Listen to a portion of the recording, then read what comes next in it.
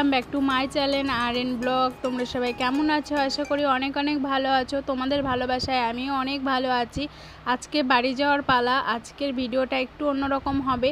তো সকালবেলা ঘুম থেকে উঠে একা হাতে সমস্ত কাজকর্ম করে রান্না বাড়ি করে তবেই কিন্তু আমার বেরিয়ে যেতে হয়েছে। কি বলবো বন্ধুরা, এদিকে দেখো আমি হচ্ছে মশলা বাটছি। আজকে হচ্ছে বাড়িতে হবে হাঁসের মাংস আর মাছ হবে, আর দুটো মানে একটা কাকিমা হয় আর একটা দাদা হয়। তো তারা এসেছে বাংলাদেশ থেকে, আমার একটা ভাসুরের বাড়ি, তো তাদেরকেও খাওয়ার নিমন্ত্রণ করা আছে। তো একা হাতে বুঝতেই পারছো রান্না করতে হবে, আর আমি কিন্তু একাই রান্না করছি। আর আমার শাশুড়িরা এখন বাড়িতে নেই, কোথায় যেন গেছে। তো আমি হচ্ছে এদিকে এই যে মশলাগুলো প্রথমে বেটে নিচ্ছি, কারণ মশলা আগে করা হয়ে গেলে না রান্না করতে সুবিধা হয়। তো এদিকে দেখো আমি হচ্ছে এই কোনো রকম একটু রান্নাগুলো সেরে নিচ্ছিলাম তাড়াতাড়ি। আর এদিকে প্রচণ্ড মানে চাপে রান্না করছি, কারণ অনেকটাই বেলা হয়ে গেছে, আবার বাড়িতে যেতে হবে, অনেক দূরের রাস্তা। তো মনে মনে ভাবছিলাম কেউ যদি এখন একটু হেল্প করার থাকতো কতই না ভালো হতো বলো। তো আমার মা হচ্ছে একটু তাও আমাকে যে হেল্প করে দিচ্ছে, দেখতেই পাচ্ছ বাসন টাসন মেজে দিচ্ছিল, সবজি টবজি কেটে দিচ্ছিল। তো যাই হোক, এদিকে দেখো আমি যে ডালটা সম্বারে দিয়ে নিলাম। আর ওরা হচ্ছে দুপুরবেলা খাবে, তো দুপুরবেলা খাওয়ানোর নিমন্ত্রণ আছে। আর বন্ধুরা, কপালে সবার সুখ সব মানে সবার কপালে সব সুখ হয় না, যেরকম আমারই কপাল দেখো। তো শ্বশুরবাড়িতে একটা মেয়ের বিয়ে হয়ে গেলে শ্বশুরবাড়ি কিন্তু সব তো এই শ্বশুরবাড়িতে দেখো আমার এখন আর থাকা হচ্ছে না। তো কেন জানি না কবে থাকতে পারবো, ভালো লাগে না। এই শ্বশুরবাড়িতে আগে আমি থাকতাম, আমি বাবার বাড়িতে কোনো দিন যেয়ে থাকতাম না। তো এখন পরিস্থিতির চাপে আমাকে ওই বাড়িতে থাকতে হচ্ছে। বাড়ি থেকে বাবার বাড়িতে 4 দিনের বেশি থাকতাম না, এখন দেখো 1 বছর ধরে আছি, 1 বছরের বেশি হয়ে গেল। তো এদিকে দেখো এই যে হাঁসের মাংস আর মাছ রান্না করব, ডাল রান্না করেছি, পাঁপড় ভাজা করব। আর এদিকে রান্না করতে করতে কিন্তু আমি এদিকে হচ্ছে মাছের ঝোলটা বসিয়ে দিয়ে এদিকে আবার এই যে ঘর বাড়িগুলো একটু ঝাড় দিয়ে নিচ্ছিলাম, পরিষ্কার করে নিচ্ছিলাম, কারণ নোংরা হয়ে আছে। আর এদিকে বিছনা টিছনাগুলোও গোছাচ্ছিলাম, আর একটু করে জামা কাপড়গুলোও গোছাচ্ছিলাম, ছেলেকেও একটু দেখছিলাম। সব তো ভিডিওতে ক্যাপচার করা হয় না, তো যেটুকু পেরেছি তোমাদের সঙ্গে একটু একটু করে শেয়ার করছি। তো আমি একটু ভীষণ মানে তাড়াহুড়া করছিলাম যে কখন বেরোবো, সকালবেলা বেরোলে ভালো হতো। তো প্রচণ্ড রোদ বাইরে, তো তাও দেরি হয়ে গেল। চলো এদিকে আমি হচ্ছে ঝটপট করে বিছনাটা গুছিয়ে নিই। তো আজকে হচ্ছে বিছনাটা আর তুললাম না, তো একটু উপর দিয়ে ঝেড়ে নেব। তো যা বলছিলাম, তো ওই যে আখার পাড়ে দেখলে তো আমার শাশুড়ি আর আমার মা হচ্ছে বসে গল্প করছিল। তো আমার শাশুড়িকেও দেখালাম, আমার মাকেও দেখালাম। তো এদিকে বাইরের বিছনাটাও আমি এই যে একটু গুছিয়ে নিলাম, এখানে সবাই বসে থাকে। এই বাড়িতে আসলে সব থেকে আমার বরের কথা বেশি মনে পড়ে। সারাদিন যেই কাজ করি না কেন, মানে সব সময় আমার বরের কথা মনে পড়ে। তো এদিকে দেখো কাজকাম করতে করতে এদিকে আমি এই যে ব্যাগগুলো গুছিয়ে নিচ্ছিলাম। আর এই শাড়িগুলো একটু মানে খুলে আমার শাশুড়ি দেখতে বললো যে ছিঁড়া টিড়া আছে নাকি, কাটা টাটা আছে নাকি। তো এই শাড়িগুলো হচ্ছে আমার মা বাবাকে আর আমাকে হচ্ছে দিয়েছে, আর ছেলেকেও একটা জামা দিয়েছে। তো অনেক দিন পর এসেছি, সামনে দুর্গাপূজা, তো তার জন্য দিয়েছে। যে এটা হচ্ছে আমার মায়ের, আর এটা হচ্ছে সাদা লাল, এটা হচ্ছে আমার। তো সিঁদুর খেলা হবে দুর্গাপূজাতে, তো সেই জন্য ওটা নিয়েছে, ওটা নিল। আর হচ্ছে বাবার ওই জামাটাও দেখতে পেলে, আর ছেলে যে জামাটা পরেছে ওই জামাটা খুলছিল না, ওটা পরেই ঘুরছিল। আর এদিকে যেমন রান্না হয়েছে ডাল, মাছের তরকারি, মানে ঝটপট করে আমি যে রান্নাগুলো করেছি কি আর বলবো। মানে আমার যদি বর থাকতো তাহলে আমাকে একটু হয়তো ভিডিও করে দিত। আর ওখানে এই দেখো একটা বাটিতে মাংস তুলে রেখেছি, আর এই একটা বাটিতে এই মাংসগুলো এখন খাওয়া হবে। তো রাত্রে তুলে রেখেছি, তাহলে ওদের রান্নাবাড়ি করতে হবে না, আর ওদেরকে একদম রাত্রের মনে রান্নাবাড়ি করে দিয়ে এসেছি, যেন ওদের আর রান্না না করতে হয় আজকের দিনটা। তো এদিকে দেখো এই যে বাবারা ইয়েতে গিয়েছিলো, পাগলিগঞ্জ গিয়েছিলো, সেখান থেকে বাবা হচ্ছে ফলের রস এনেছে। আর এত গরম লেগে গেছে কি বলবো, আমি যখন রান্না টান্না করে চান করে নিয়েছি, কারণ চুল শুকাতে হবে তার জন্য। তারপরে এখানে যে দেখো সবাই বসে আছে, বাবারা, শ্বশুর, তারপরে মা, সবাই বসে আছে, শাশুড়িরা, ননদ। তো এখানে সবাইকে জুস দিয়ে দিয়েছি, সবাই খাচ্ছে। আর এদিকে দেখো আমি খাওয়ার টাওয়ারগুলো বেরিয়ে দিচ্ছি, তাড়াতাড়ি খেয়ে দিয়ে এখন বেরোবো। তো চলো এদিকে হচ্ছে তাড়াতাড়ি করে এখন কিছু কিছু থাল বাসন আছে মেজে নেব। আর ওইদিকে খাবারগুলো যখন জুড়াতে দিয়েছি, এখন চলো সবাইকে খেতে দিয়ে দিই তাড়াতাড়ি। আমি মানে খুব তাড়াহুড়া করছিলাম, তো তোমাদের সঙ্গে একটু একটু করে শেয়ার করছিলাম। আর এদিকে দেখো যে সবাই খেতে বসেছি। খাওয়াটা তোমাদের সঙ্গে শেয়ার করতে পারিনি কারণ ছেলে প্রচণ্ড কান্নাকাটি করছিল।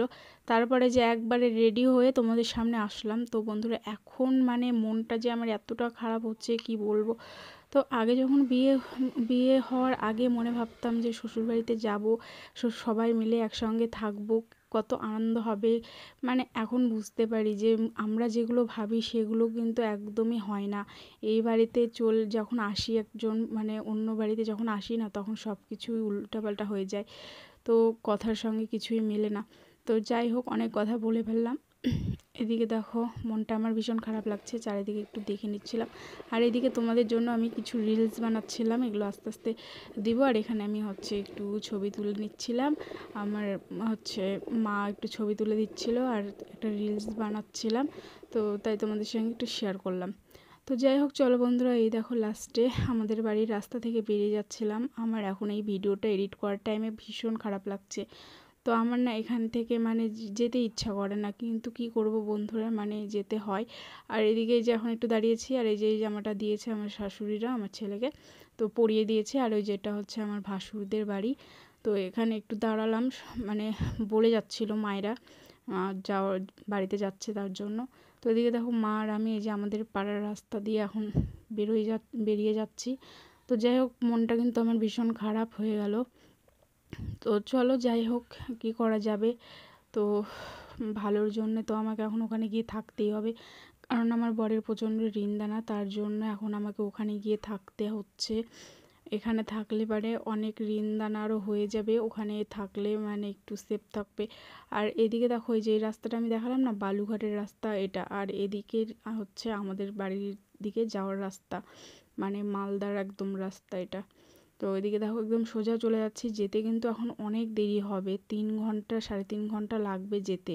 তার মধ্যে টোটো করে যাচ্ছি, আরও দেরি হবে। আর এই দেখো এটা আমাদের পাগলিগঞ্জ। তো এই যে শেষবারের মতো এদিক দিয়ে যাচ্ছি, খুব খারাপ লাগছে। শেষবার বলতে ভুল, আসবো তো আবার, তাই না, মানে অনেক দিনের জন্য আবার যাচ্ছি। তো এদিকে দেখো মা বেল্ট অর্ডার দিয়েছিল, মাজা ব্যথা প্রচণ্ড আমার মায়ের। তো তার জন্য এখানে যে যাওয়ার টাইমে ডাক্তারের দোকান থেকে এই বেল্টটা নিয়ে নিলাম। তো এই দোকান থেকেই আমরা যত সব ওষুধপত্র নিই। তো খুব ভালো কাকুটা। আর এদিকে দেখো এটা প্রতিরামের তেল পাম্প। তো এদিক দিয়ে এখন এই যে আমরা চলে যাচ্ছি, এখন একবারে চলে যাব আর কোথাও দাঁড়াবো না। আর এটা দেখো আমাদের পাগলিগঞ্জ নদী। তো দেখেছো কত বড় নদীটা। আর আমাদের পাগলিগঞ্জেও কিন্তু একটা ব্রিজ আছে, ওই ব্রিজটা কিন্তু খুব সুন্দর। ভেবেছিলাম তোমাদের সঙ্গে এবার শেয়ার করব, কিন্তু না, শেয়ার করা হয়নি। আমি যখন থাকবো এখানে তখন তোমাদের সঙ্গে অবশ্যই শেয়ার করব। এখন দেখো এই যে পাগলিগঞ্জের ব্রিজ, পাগলিগঞ্জ বলছি, এটা প্রতিরামের ব্রিজ। তো যারা যারা প্রতিরাম চেনো কিনা অবশ্যই বলবে। আর এই দেখো ছেলের কিন্তু ভীষণ ঘুম পেয়ে গেছে। তো ও একদম ঘুমে মানে কেমন দেখো করছে, অনেক সকালে উঠেছে, উঠে ও মানে শুধু খেলে বেড়াচ্ছিল। তো তার জন্য ঘুম পেয়ে গেছে ওর। আর আমরা এখন কয়টার দিকে বেরিয়েছি জানো, 3টার দিকে। আর এটা বিএসএফ ক্যাম্প। তো অনেক কাজকর্ম করতে হয়েছে, তো তার জন্য একটু দেরি হয়ে গেছে। আর এটা আমাদের কালদিঘি হসপিটাল। তো আমাদের ওখানকার বেশিরভাগ মানুষই কিন্তু এই হসপিটালেই আসছে চিকিৎসার জন্য। তো তাই তোমাদের সঙ্গে একটু শেয়ার করলাম। তো রাস্তাটা দেখতেই পাচ্ছ এখন একটু ফাঁকা ফাঁকা আছে, কারণ দুপুরের টাইম তো তার জন্য একটু ফাঁকাই আছে। আর এই দেখো গঙ্গারামপুরের বাস স্ট্যান্ড। তো আসার দিনে তো এই বাস স্ট্যান্ডে ঢুকেছিলাম, তোমাদের সঙ্গে শেয়ার করেছিলাম। তো এই যে গঙ্গারামপুর চলে এসেছি। তো বর তো বারবার ফোন করছিল কি কোথায় আছো, ঠিকঠাকভাবে গেলে কি না, এগুলো সব জিজ্ঞেস করছিল। তো যাই হোক, বরকে অনেক মিস করছিলাম। আর এদিকে বাবা, আমি, মা আর আমার ছেলে, তো সবাই মিলে যাচ্ছিলাম বাড়িতে।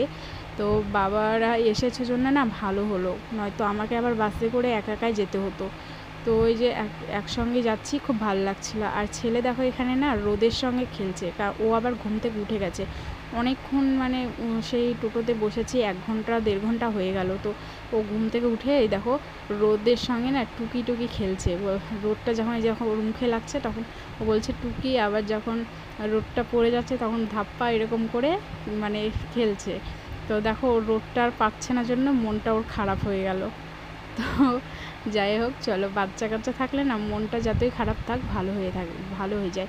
তো যাই হোক বন্ধুরা, বাড়িতে চলে এসেছি। পরে না আর ভালো লাগছে না, রাস্তাতে অনেক দূরের রাস্তা, ভিডিও আর করিনি। পরে বাড়িতে এসে মা দেখো রাত্রে একটু তালের বড়া করেছিল, তো সেগুলোই খাওয়া দাওয়া করে ঘুমিয়ে পড়বো। রাত্রে আমি আর খাওয়া দাওয়া করিনি, কারণ ওখানে থেকে মাংস ভাত খেয়ে এসেছিলাম। তো মানে পেট একদম ভরা ছিল, কেউ আর খাওয়া দাওয়া করিনি, শুধু এই তালের বড়াটা খেয়ে ঘুমিয়ে পড়েছিলাম। তো এই ছোট্ট ভিডিওটা তোমাদের কেমন লাগলো না লাগলো অবশ্যই আমাকে জানাবে, আর ভালো লাগলে লাইক কমেন্ট করবে। চলো দেখা হচ্ছে নেক্সট ভিডিওতে।